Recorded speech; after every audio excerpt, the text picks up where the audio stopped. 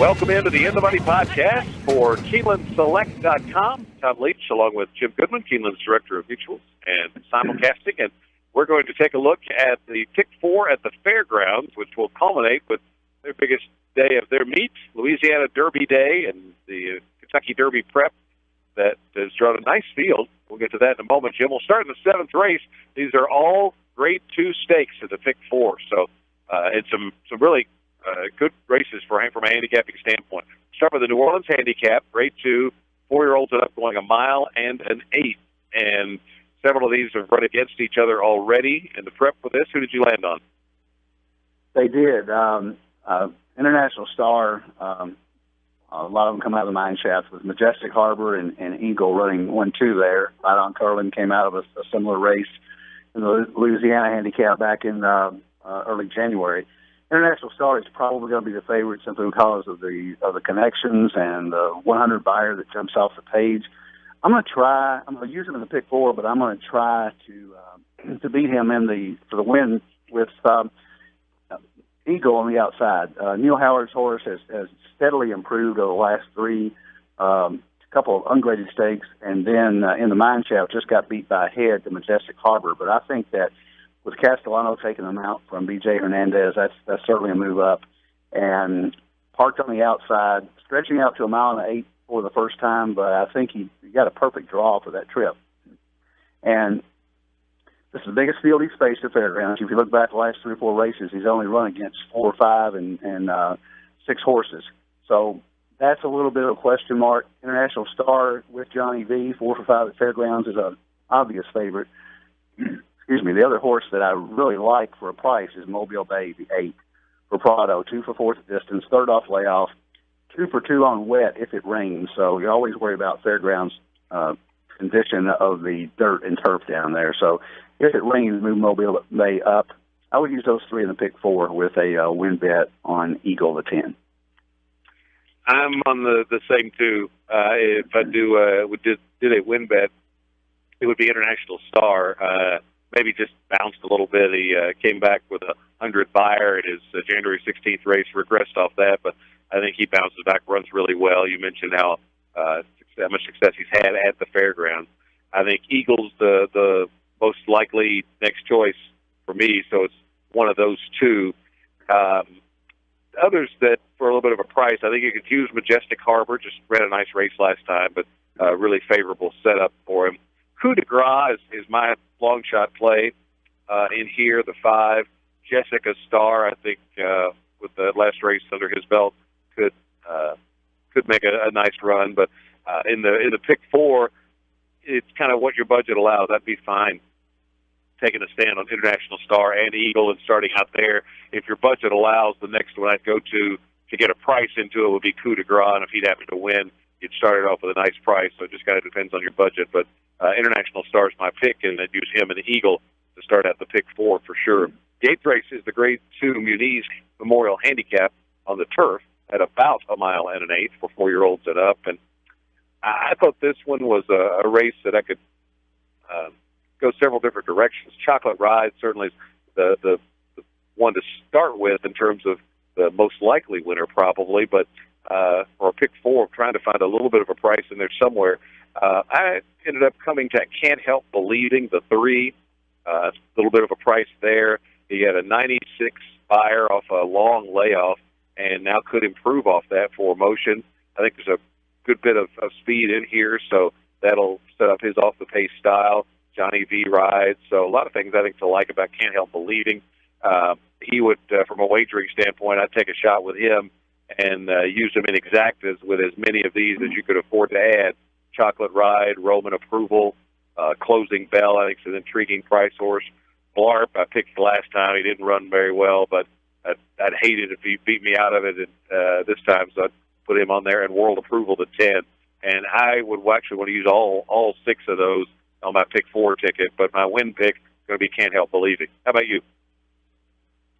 I don't disagree with anything that you said, and what I did is I split a Pick 4 ticket. I'm going to do 2 tickets when we get finished, and one of them will single Chocolate Ride here, and one of them will single in the next leg. Hopefully If both my singles win, I could have it twice. If one of my singles wins, I've still got it live to a number of horses. So Chocolate Ride would be the single here on one ticket, the 4-horse. Brad Cox is on fire. He's 26 for 75 at Fairgrounds, 35% strike rate. And looks like Chocolate Ride has the best speed. The one thing that worries me a little bit is the 10-horse, World Approval, Mark Cassie's horse, showed some unusual speed last time out. At a mile and 8 at Gulfstream, went to the lead and led all the way. And that's Le Peru got on him and took him right to the lead. So if he challenges Chocolate Ride, I think it sets up for one of the horses that you mentioned. And in the other pick 4 ticket, I would go 6 deep with Take the Stand with the 1, Roman Approval the 2, Can't Help Believing the 3, Chocolate Ride the 4, Closing Bell the 5, which you never leave Bill Mott out. Lescano on Closing Ride is kind of an intriguing 8-to-1 shot, along with the 10 World Approval. So I would go Chocolate Ride single in one pick 4 ticket and go 6 deep in the other. 9th race is the Grade 2 Fairgrounds Oaks for 3-year-old fillies. Prep for the Kentucky Oaks, obviously, at a mile and a 16th. And you've got probably Stage Play, I'm guessing, is going to be favored, even though she lost last time. Who are you landing on? Well, I landed on her last time, and I went back and watched that race, and although she was wide, she lost to a 70-to-1 shot, Venus Valentine, and Corey Landry had a perfect trip with Venus Valentine, came from 14 lengths out of it. So you tend to want to strike a line through that race, but Stage Play is kind of stuck on 83, 82, 82 buyers, and although I really liked her going into the Rachel Alexandra, I didn't like that race at all, and I got off over here. I will use her in one pick 4 ticket, but in my other pick 4 ticket, I'm going to single Landover Sea. Only one win, but she has seconds to Songbird, 2 seconds to Songbird, and Songbird has won her last 5 races, and they finally, Doug O'Neill had enough of Songbird, and they shipped her over to Fairgrounds, so they traveled 1,800 miles to get away from Songbird, and she did get within 3 3/4 lengths of Songbird and St. Isabel.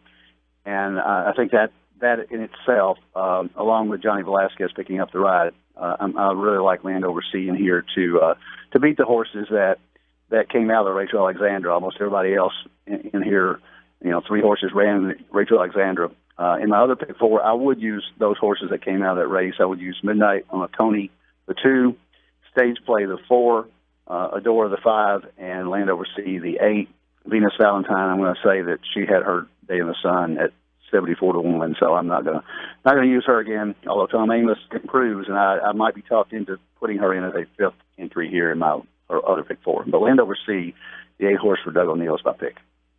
Yeah, I'm right with you on that. I am hoping that they make Stage Play the favorite, because you look at the figures, and Landover Sea is as good or better on the numbers, and if you could get 5-2, 3-1 on her, and Stage Plays, 8-5, 9-5, maybe less, I don't know, then I think that's a great play. I think you mentioned getting away from Songbird. That's the first thing I had written down. The next thing is, this is a horse that has a closing style, and I think that'll be flattered by the Fairgrounds as opposed to those California tracks. So I think Landover Sea is definitely the one for me, and if you can get a decent price, that could be a nice win play. But in the pick 4, Landover Sea and Stage Play, I think are the 2. I'd just take a stand with those 2. If Landover Sea doesn't win it, I figure Stage Play does. 10th race is the Grade 2 Louisiana Derby, and that is a mile and an 8 for 3-year-olds. You got Gunrunner, who we liked last time and ran a real nice race and won. Of course, there was the long shot runner-up in there. Forever Mo is back. You got Mo Tom, who had a trouble trip, finishing 3rd that day. He's back. You've got a Fletcher allowance winner, Shipper, and Battery. I ended up going to Greenpoint Crusader in here. He's the only Grade 1 winner in the race, and we're trying to get away from Songbird. This horse gets away from Mohayman, who he hooked in his 3-year-old debut, and ran a 90 buyer figure, so that was a nice number. He's had 6 works to prepare for this spot.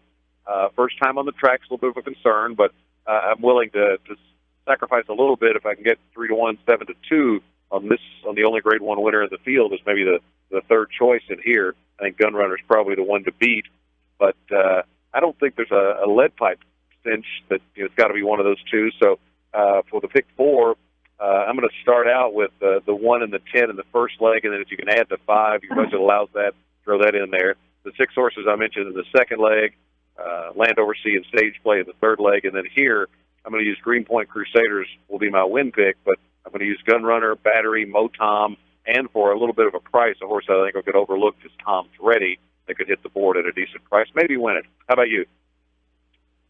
I agree with you on Greenpoint Crusader, and the other thing, he is a bred for the slop as well. So if it rains there, he moves way up, similar to the earlier race. He won at Belmont on a sloppy track by 4.5, and that's one of the reasons that he was favored in the Breeders' Cup Juvenile last year against Nyquist. He went off at 3.5 to 1, and Nyquist was almost 5 to 1. So he comes back and runs the Holy Bull and runs behind Mo Heyman. So he's run against the 2 best horses of the country the last 2 times out. So I like Greenpoint Crusader in here. I don't feel good enough about it to single him, though, because he hasn't been on the Fairgrounds track. And so I would go as deep as you can here, because there are some other quality horses here. Gunrunner is the obvious first or second choice. The 1 horse, the 2 horse Greenpoint Crusader, as I spoke. Candy, my boy, the 5, is going to get overlooked in here. And Francisco Torres can get a horse to the lead.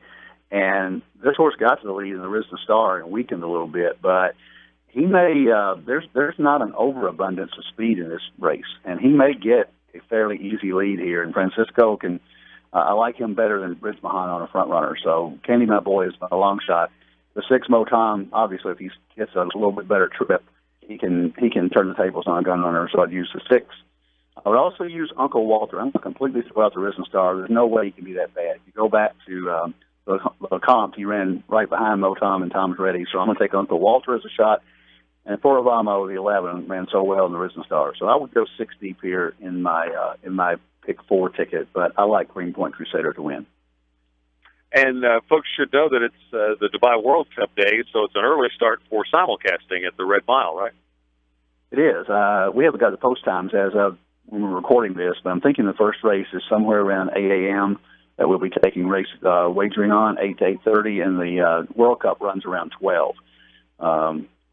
California Chrome drew the outside post earlier today, and it'll be a test, and it's going to be a great wagering card. Although it's hard. I was reading something on Express Bet blog today that you really don't know a lot about these foreign horses, so don't go crazy. But it's hard not to want to wager on it because you've got these big fields and these big prices, and sometimes the American horses do get overbet because you got to remember there's no betting in Dubai, so you're betting into an international pool, but a lot of it's American money, and they all like the American horses. So if you can find a European to get a price on, it might be worth a play. And we're going to have simulcasting from that time all the way through the Louisiana Derby on the 26th. That's the big card. They have 15 races at Louisiana on Saturday. So it's going to be a big day for simulcasting.